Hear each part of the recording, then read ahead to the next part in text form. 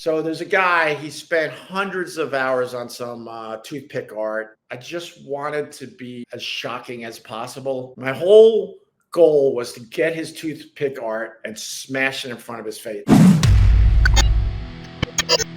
Gnarly David said, Opie, I think it's time to bring it back. Get some mustard and open the window. It must be done. Throw some mustard out the window. See what I can hit down below. It's one of my favorite things ever. The day I threw mustard out the window from I think it was the 5th floor, if I remember correctly, when we had our own studio, when we were only on XM on, what street was that? 57th Street.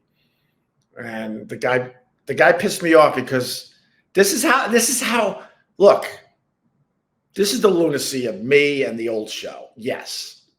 And I really like telling you stuff that makes me look bad because I don't care. You know, I don't care. So this is, who the hell do I think I am? So there's a guy, he spent hundreds of hours on some toothpick art. He was going on David Letterman, and somehow they're like, you know, before you go on David Letterman, excuse me, why don't you do the Opie and Anthony show? Why? I don't know, because it's a visual, first of all, but we did a lot of visual stuff on the radio. My whole goal was to get his toothpick art and smash it in front of his face. I know, but I don't mind telling you guys this stuff. This is the good stuff that people go, holy crap, he's a monster, Harry, he's a monster. That was my whole goal that day, just to make people laugh. When those mics were on, I felt like it wasn't even real life, if you want to know the truth, for the most part. So I'm like, it's okay, I do these crazy things because it's not real life. I'm like, I just need to get that toothpick art. I need to smash it in front of his face. People will laugh, and then I'll have to deal with it with management and this guy and everything else. But I saw it in his eyes. He's like, something's not right with this guy. Why does he want me to hand over my toothpick art? So he knew. And when he knew,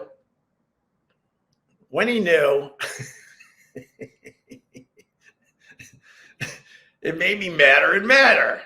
So then I was trying other ways to get his toothpick art. And I saw in his eyes, like, no, you can't have my toothpick art. I'm like, why not? And we're having this stare down. And he knows exactly what I'm trying to do. And then eventually he's like, he literally ran out of the building with his toothpick art, you know, his glorious toothpick art. And this made me so mad that I ran to the window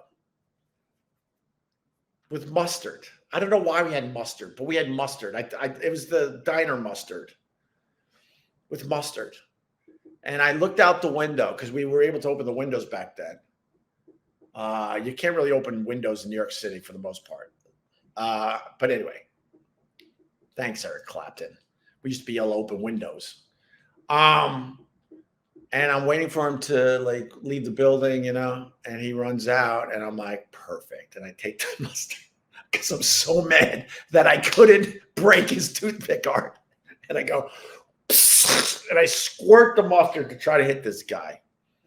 And it landed on a fine, well-dressed, going to work in a suit Asian gentleman. I missed my target. And then the guy looks up like, why am I getting hit with mustard from above? And then, of course, I snuck back in because that building hated us to begin with. And, you know, they would have thrown us out for that. Why are you spraying mustard on a fine gentleman just trying to get to work? But this guy looks up like, what the? It's raining mustard in New York. And Toothpick guy runs down 57th Street with his stupid art. And I guess he showed it on Letterman there that night to a smattering of applause. Maybe a couple people went, bravo, bravo. So there you go. One. Cheers, Flat. You're not wrong. The toothpick guy's a dick, right? For not hitting. No. Oh, no. Not mad. Just what?